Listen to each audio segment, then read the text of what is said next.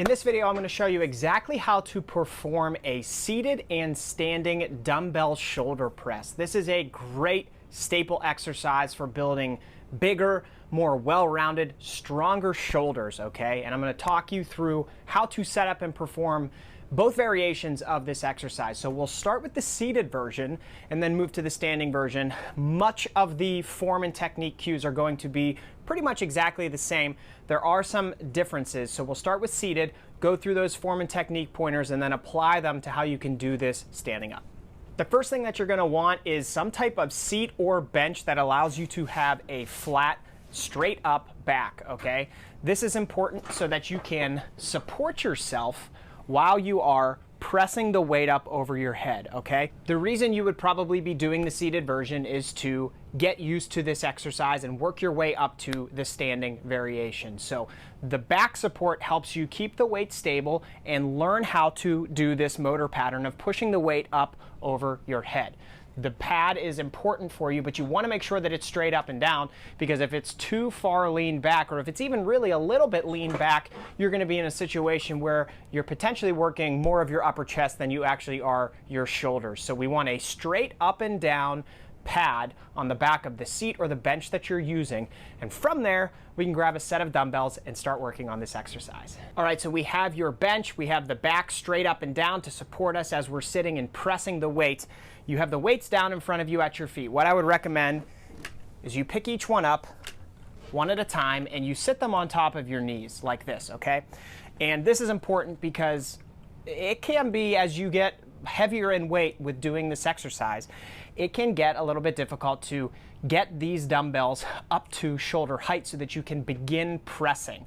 So having them on your knees is helpful, because as we sit all the way back into the seat, you can take your leg and actually kick the weight up with your knee and then comfortably be able to get into position to press this weight. I'll show you that again. You're going to take one knee, kick it up, hold this dumbbell in place to kick the other knee up, and then you have your weights right in place at shoulder height to begin pressing. I'm going to do this straight on one more time so you can see. You kick one up, you're going to hold it here to kick the other weight up, and then you can rotate these dumbbells so that you're in position to start pressing. All right, and once you're in position to start pressing, you're going to want to think about pushing through the palm of your hand, through actually this handle on the dumbbell, all the way up and all the way back down.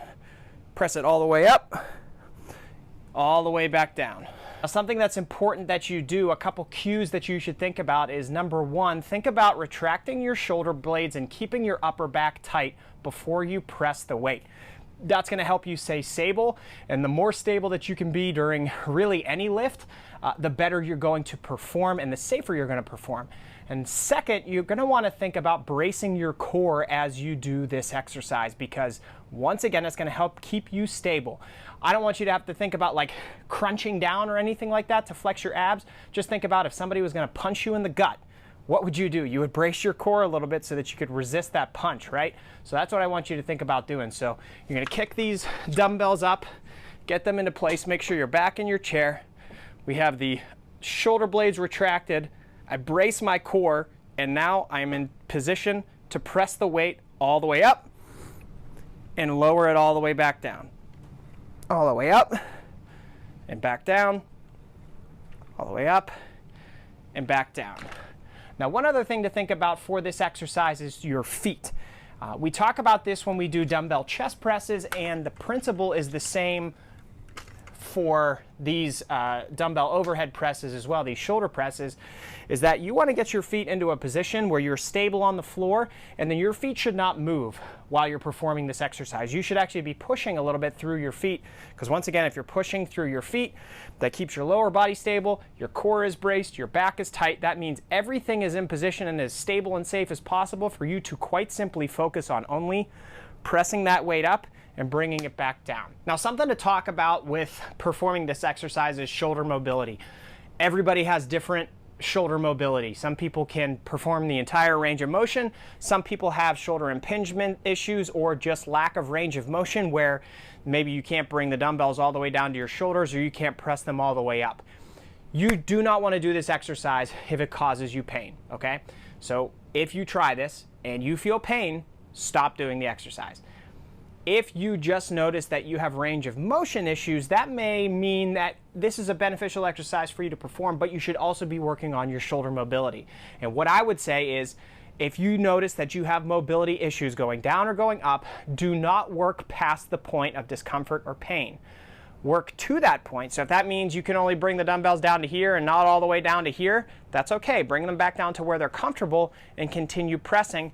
And then outside of your workout, specifically where you're doing this exercise, you should also be focusing on working on shoulder mobility. And in my exercise library, I have another video about shoulder mobility. It's an entire routine that may help you, so be sure to check that out. All right, now we're gonna wrap things up by talking about the standing dumbbell press, okay? So, like I said before, a lot of the principles remain the same. A good way still to get this weight up to your shoulder is to use your leg to kick it up into place, right? So now we're here. When you're at that position with your weight at your shoulders, I really want you to focus on having your feet about shoulder width apart. Once again, once you start pressing, your feet should not move. Your lower body should not move. You should think about squeezing your glutes. You should still think about bracing your core. You should still think about having that tight upper back, okay? And of all of those, I would say bracing your core, we do that for the seated variation, and it is even that much more important to do it for the standing variation because your core is going to be much more vulnerable. You're not going to have that pad behind you that prevents you from going backward. This requires more stabilization, so that's why you flex your glutes, brace your core, keep that back tight, okay? So legs are shoulder width apart, glutes are tight, core is braced, upper back is tight, and you're going to, once again, within the range of motion that's comfortable for you, press up and back down. And if you can do the full range of motion, where you come all the way down to your shoulders, touch the weight to your shoulders, and then press all the way back up for full extension, that's what you should do. All right, that's going to wrap this video up. I hope you found it helpful. If you have any questions, please feel free to ask them. Thanks for watching. Happy training.